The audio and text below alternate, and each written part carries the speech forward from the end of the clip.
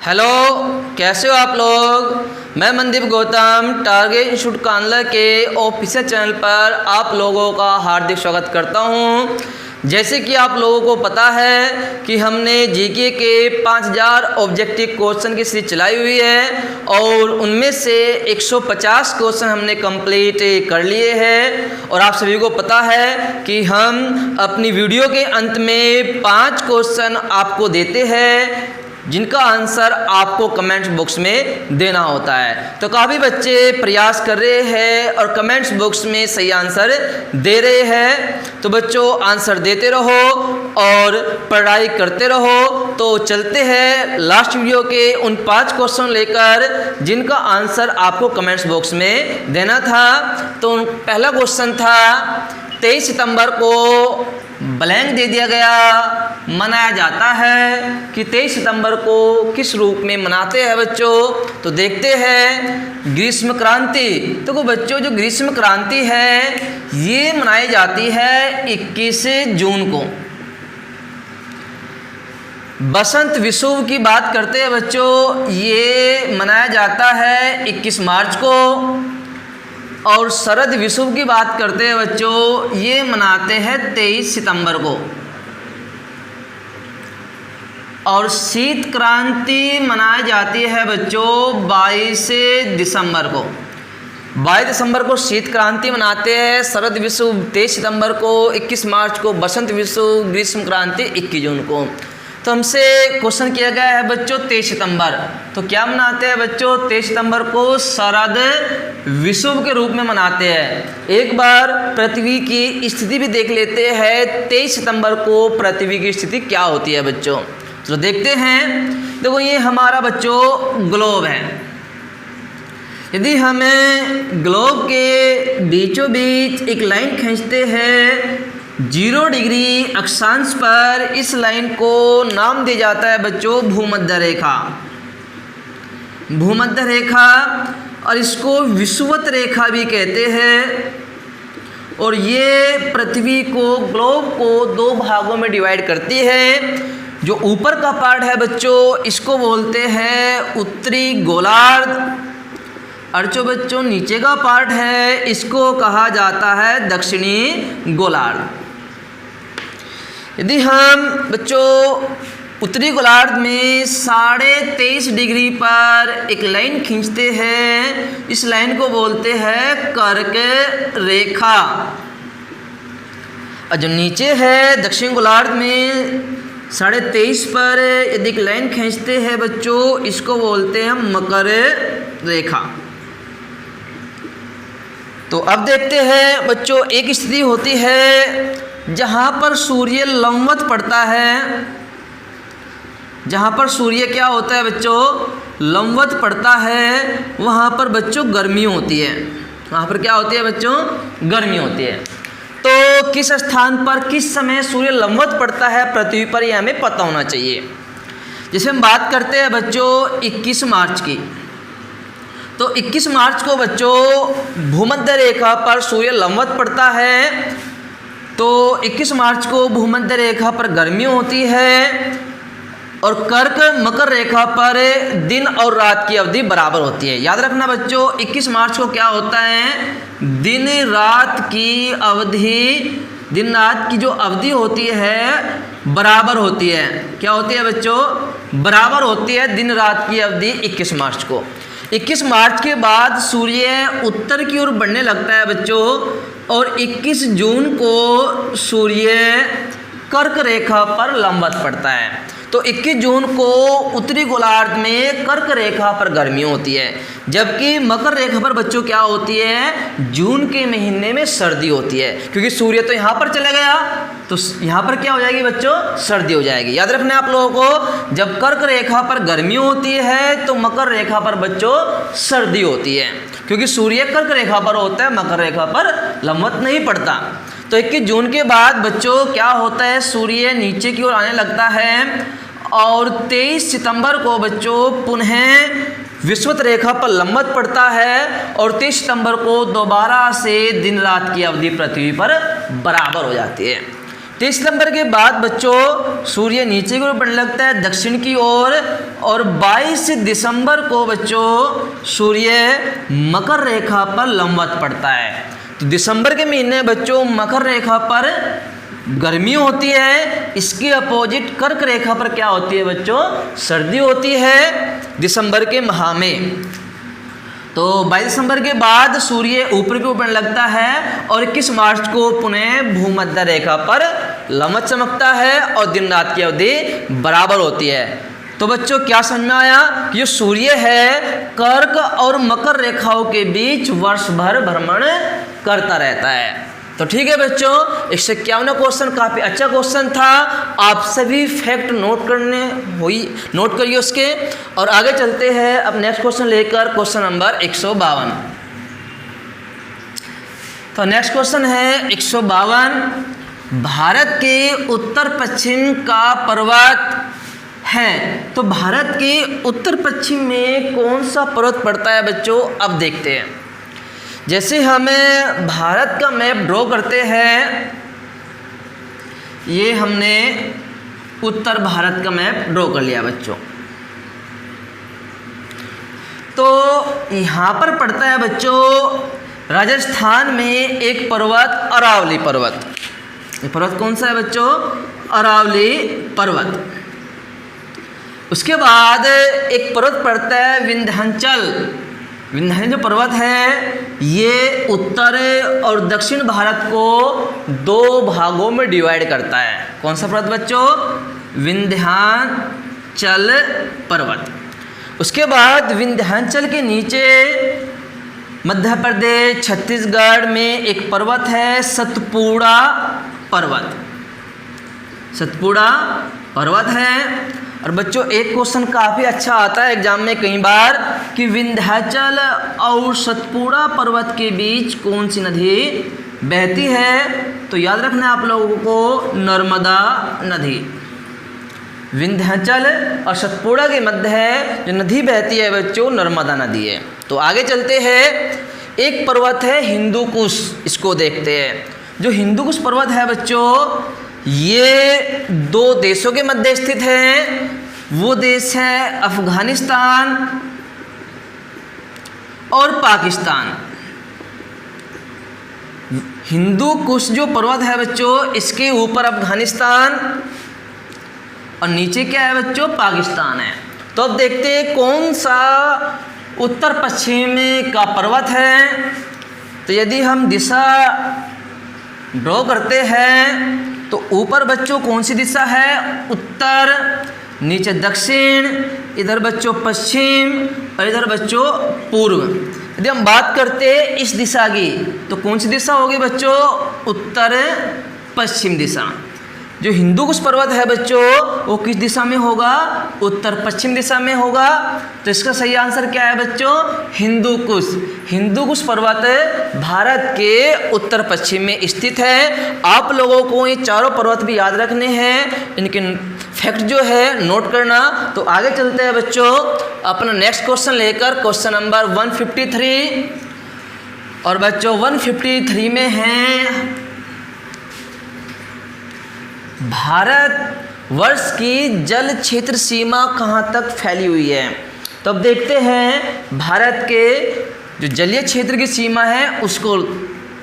तो हमें अपने भारत देश की जलीय सीमा को ड्रॉ कर लेते हैं। तो इस साइड में बच्चों अरब सागर है, सभी को पता होना चाहिए। और इस साइड में बच्चों क्या है, बंगाल की खाड़ी है।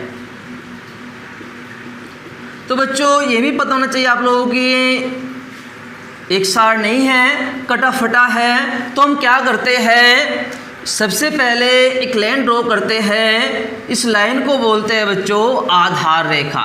क्या बोलते हैं इस लाइन को, आधार रेखा कहते हैं। जब हम बात करें बच्चों आधार रेखा से 12 नॉटिकल मील, आधार रेखा से 12 नॉटिकल मील की। तो बच्चों जो आधार रेखा से 12 नॉटिकल मील का जो क्षेत्र है ये कहलाता है क्षेत्रीय जल क्षेत्र। क्या कहलाता है बच्चों, क्षेत्रीय जल क्षेत्र, और इस 12 नॉटिकल मील तक भारत का संपूर्ण अधिकार होता है। क्या होता है बच्चों? भारत का संपूर्ण अधिकार होता है। आधार रेखा से 12 नॉटिकल मील तक भारत का संपूर्ण अधिकार होता है जल पर। यदि हम बात करें तो जो ये भूभाग है और आधार रेखा है, एक तो ये भूभाग हो गया, एक ही आधार रेखा हो गई, तो इसके बीच जो जल आता है इसको बच्चों एक नाम देते हैं आधार रेखा, और भूभाग के बीच के जल को इसको नाम देते हैं बच्चों सागरीय जल। क्या कहा जाता है इसको? सागरीय जल। तो क्वेश्चन है हमारा, भारतवर्ष की जल क्षेत्र सीमा कहाँ तक फैली हुई है? तो बच्चों कहाँ तक फैली हुई है? 12 नॉटिकल मील तक भारत की क्षेत्रीय जल क्षेत्र सीमा फैली हुई है, जहाँ पर भारत को संपूर्ण अधिकार प्राप्त है। तो इसका आंसर क्या सही है बच्चों? ऑप्शन ए सही है, 12 नॉटिकल मील, और अधिकतर बच्चों ने इस क्वेश्चन का आंसर सही दिया है। तो अब चलते हैं बच्चों नेक्स्ट क्वेश्चन लेकर, क्वेश्चन नंबर 154। तो 154 में देखते हैं क्या है। देखो, अनुच्छेद 352 के अंतर्गत लागू आपात स्थिति के दौरान निम्नलिखित में से कौन से संवैधानिक उपबंध निलंबित रहते हैं? तो ये बच्चों आर्टिकल 352 है, सही बच्चों को पता होगा। इसके अंतर्गत देश में क्या लगता है बच्चों? राष्ट्रीय आपात, राष्ट्रीय आपात लगता है अनुच्छेद 352 के अंतर्गत। तो जब राष्ट्रीय आपात लगते हैं तो जो हमारे मूल अधिकार होते हैं बच्चों, मूल अधिकार, जैसे आपातकाल लगा और हमारे जो मूल अधिकार है वो निलंबित हो जाते हैं। मूल अधिकार क्या होते हैं बच्चों? निलंबित हो जाते हैं आपात के दौरान। और कौन सा आपात है बच्चों? राष्ट्रीय आपात। लेकिन आपको एक चीज़ और याद रखनी है, इसमें हमारे 2 आर्टिकल ऐसे हैं, आर्टिकल 20 और 21 मौलिक अधिकारों से संबंधित जो निलंबित नहीं होते, या आप कह दो कि अपवाद है। जब राष्ट्रीय आपात लगता है तो 2 आर्टिकल ऐसे आर्टिकल है, आर्टिकल 20 और 21, ये निलंबित नहीं होते। इनको छोड़कर जितने भी मूल अधिकार संबंधित आर्टिकल है तो सभी निलंबित हो जाते हैं। तो बच्चों से आंसर क्या होगा इस क्वेश्चन का? मूल अधिकार। तो मूल अधिकार निलंबित हो जाते हैं बच्चों राष्ट्रीय आपात के दौरान। तो आगे चलते हैं अपने नेक्स्ट क्वेश्चन लेकर, क्वेश्चन नंबर 155। तो 155 में है, संविधान के किस अनुच्छेद में संसद को संविधान में संशोधन करने का अधिकार प्रदान किया गया है? देखो बच्चों, जो हमारा संविधान है, जो हमारा संविधान है, संविधान में जो संशोधन होता है, संशोधन का जो अधिकार दिया गया है, संशोधन का जो अधिकार है बच्चों, वो सिर्फ एक को ही प्राप्त है, वो है संसद। किसको प्राप्त है बच्चों? संसद। संसद हमारे संविधान में फेरबदल कर सकती है। तो संसद को ये अधिकार किसने दिया? तो किस अनुच्छेद में दिया गया है? तो बच्चों याद रखना है आप लोगों को, अनुच्छेद 368 में ये अधिकार संसद को दिया गया है संविधान में संशोधन करने का। यदि भाग की बात करते हैं बच्चों, कई बार इसका भाग पूछ जाता है कि संविधान के किस भाग में है ये प्रक्रिया, तो बच्चों आपको नोट करना है भाग 20। भाग 20 में संसद संशोधन करने का अधिकार रखती है। तो ये थे वे 5 क्वेश्चन जिनके आंसर आपको कमेंट्स बॉक्स में देने थे। तो आगे चलते हैं बच्चों नेक्स्ट क्वेश्चन लेकर, 156 156 है। तो 56वें क्वेश्चन में है, लोहा पारा में, जो लोहा है वो पारा में डूबता है, तैरता है, उपलता है, या ये सभी ऑप्शन ठीक हैं? तो देखते हैं बच्चों। देखो,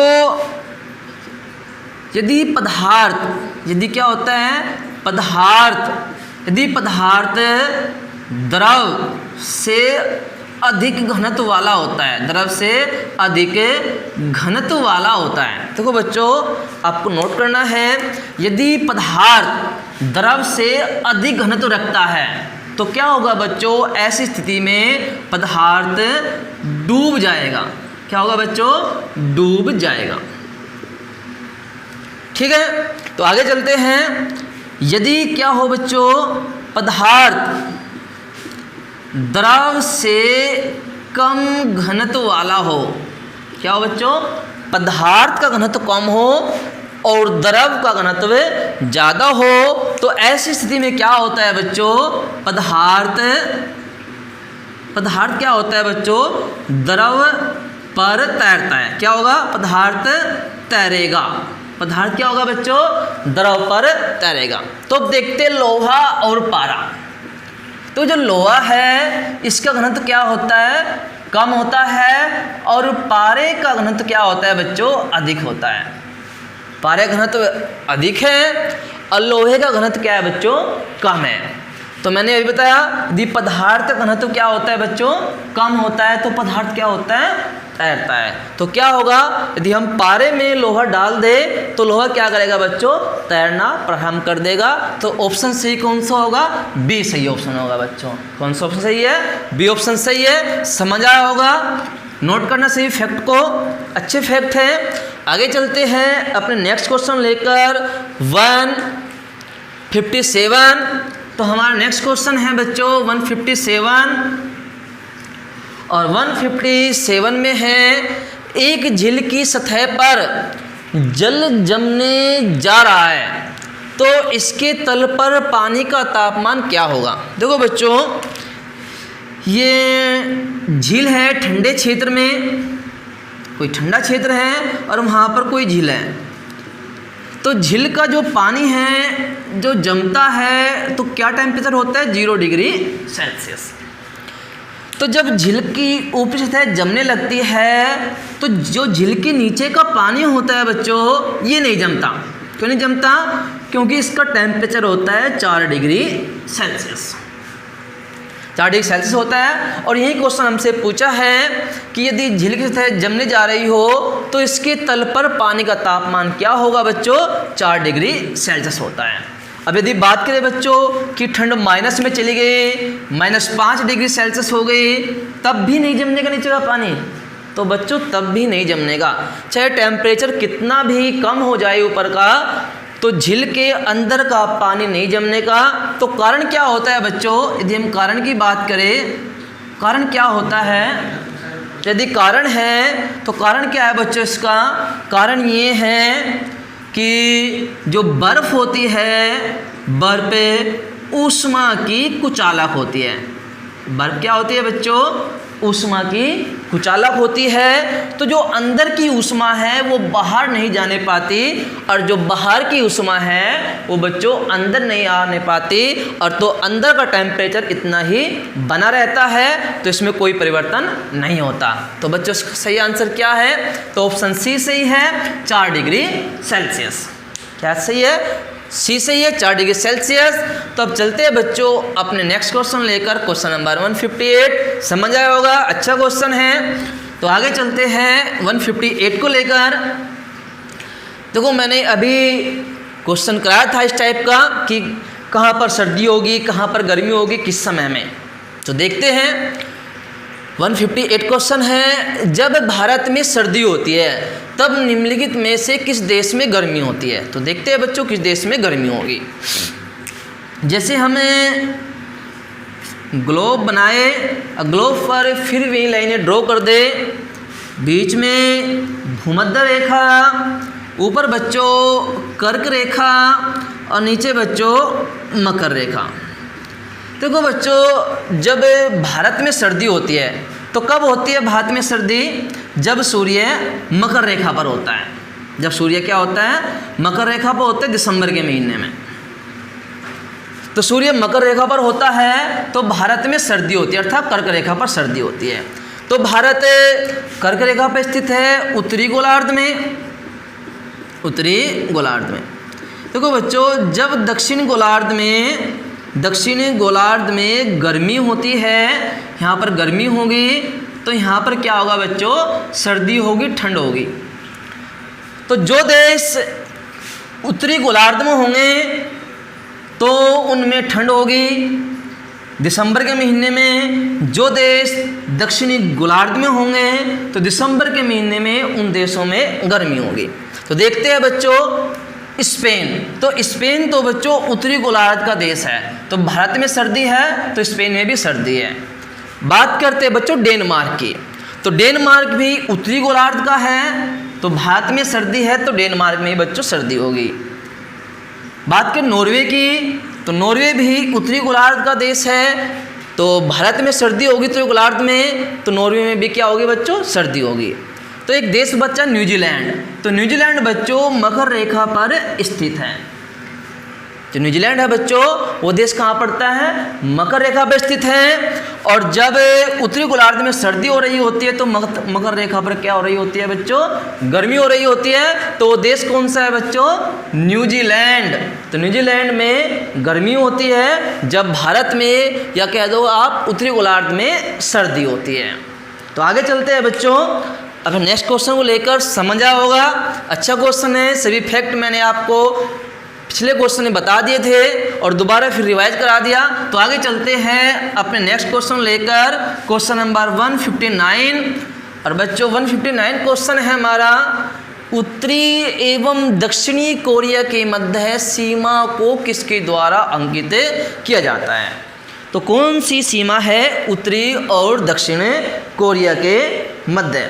देखो बच्चों जो 38वीं समांतर रेखा है, 38वीं समांतर रेखा, तो 38वीं समांतर रेखा उत्तरी और दक्षिण कोरिया के मध्य सीमा बनाती है। चलो अन्य ऑप्शन भी देखते हैं। जो बच्चों रेड क्लिप है ये सभी को पता होगा कि जो रेड क्लिप है ये भारत और किसके मध्य बच्चों, पाकिस्तान के मध्य सीमा बनाती है।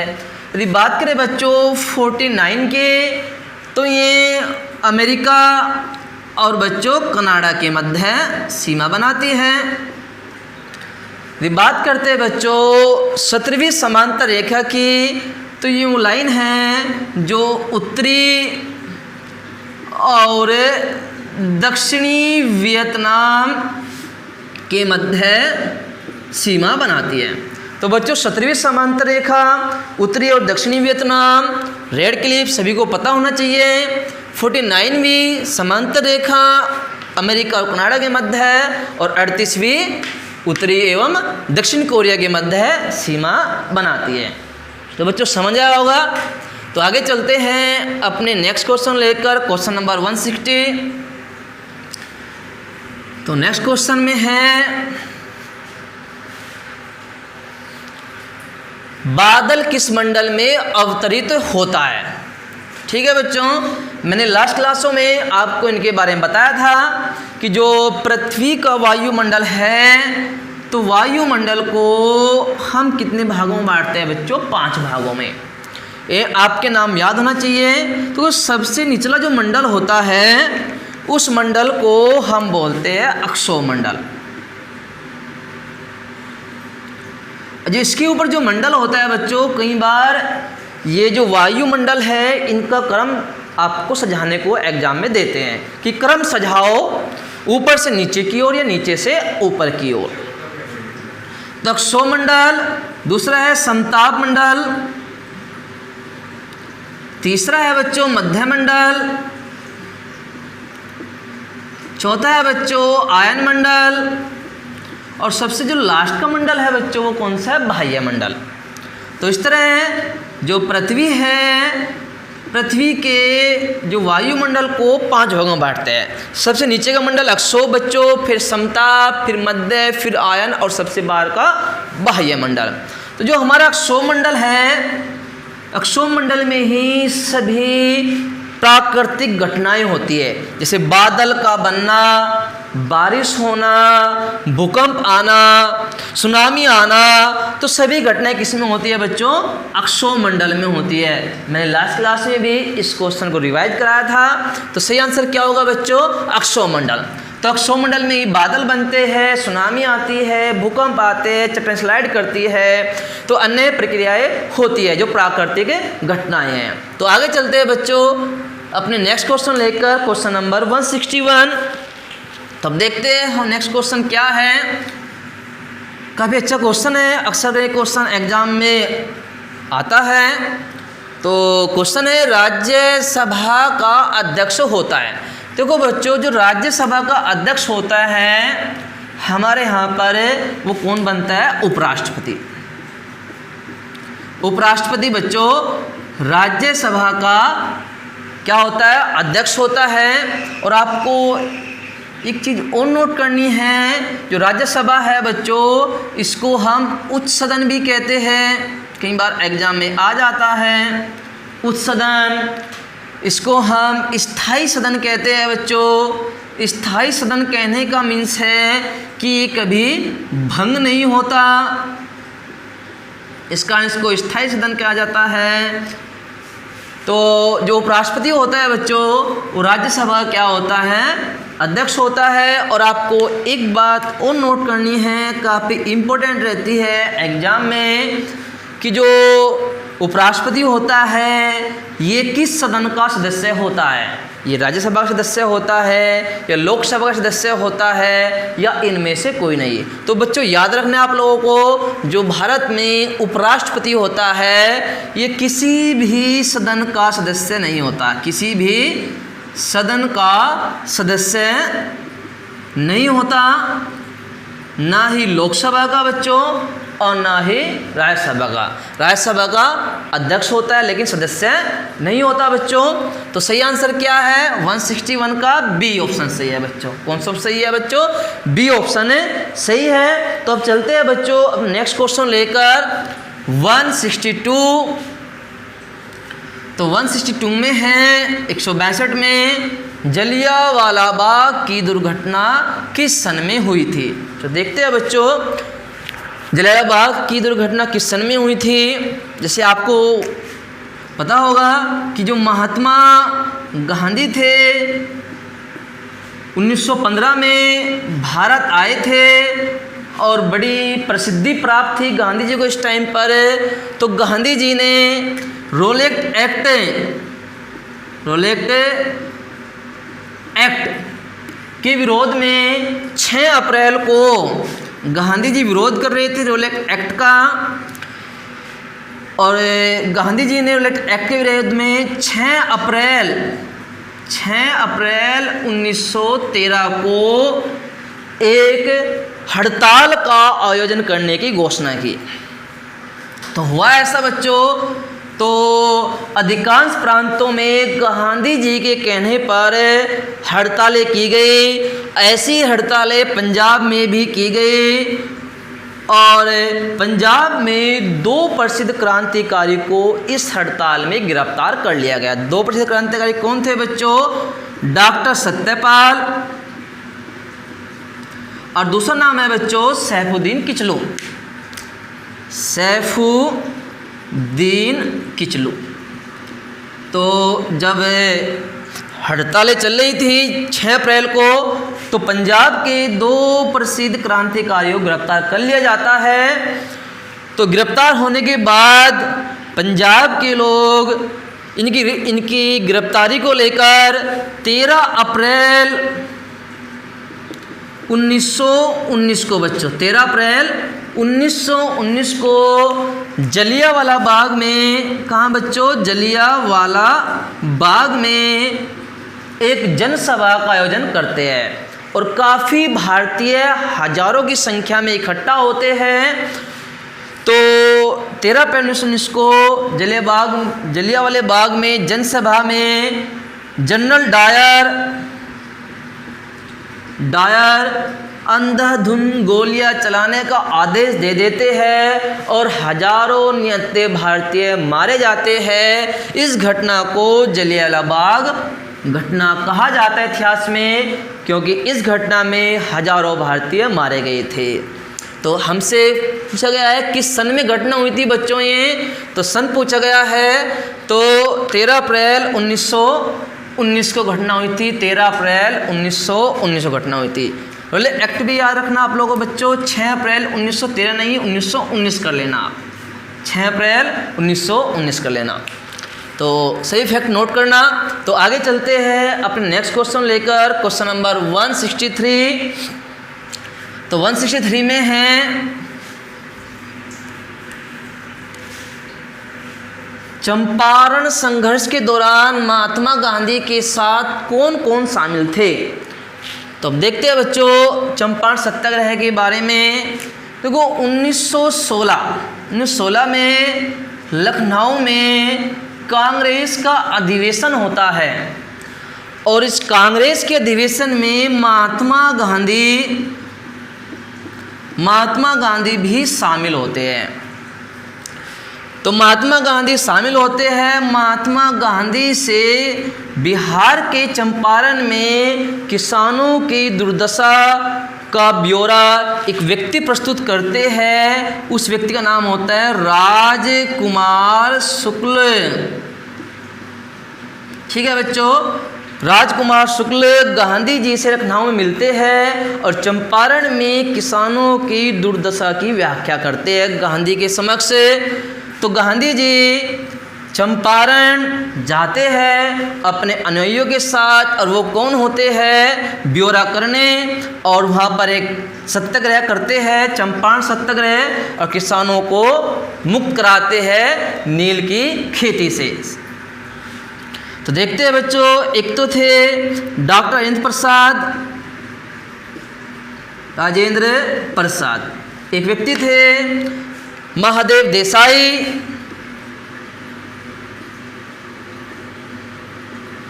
एक व्यक्ति थे बच्चों जेपी कृपलानी, एक थे बच्चों अनुग्रह नारायण सिंह,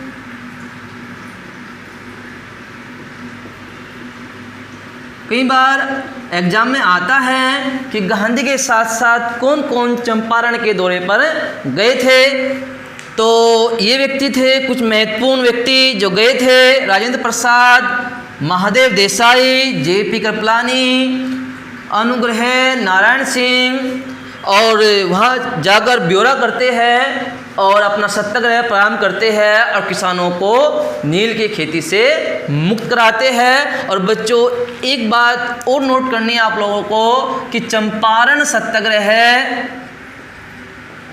चंपारण जो सत्याग्रह था ये 1917 में हुआ था और गांधी जी का भारत में प्रथम सत्याग्रह। क्या बच्चों, गांधी जी का भारत में प्रथम सत्याग्रह था। कई बार एग्जाम में आता है कि गांधी जी का भारत में प्रथम सत्याग्रह कौन सा था। तो चंपारण सत्याग्रह 1917 में गांधी जी का प्रथम सत्याग्रह था। तो बच्चों ऑप्शन कौन सही होगा, तो ऑप्शन बच्चों सही होगा सी हमारा, राजेंद्र प्रसाद व अनुग्रह नारायण सिंह। तो आगे चलते हैं बच्चों अपन नेक्स्ट क्वेश्चन लेकर, क्वेश्चन नंबर 164। तो देखते हैं 164 में क्या है। भारत तक समुद्री मार्ग की खोज की गई थी। सभी को पता होगा कि भारत तक समुद्री मार्ग की खोज करने वाले व्यक्ति थे पुर्तगाल के, कौन थे बच्चों, Vasco D gamma. Vasco D gamma ने भारत तक समुद्री मार्ग की खोज की थी। और पता होगा आप लोगों को कि ये कालीकट बंदरगाह पर अपना बेड़ा लेकर भारत आए थे।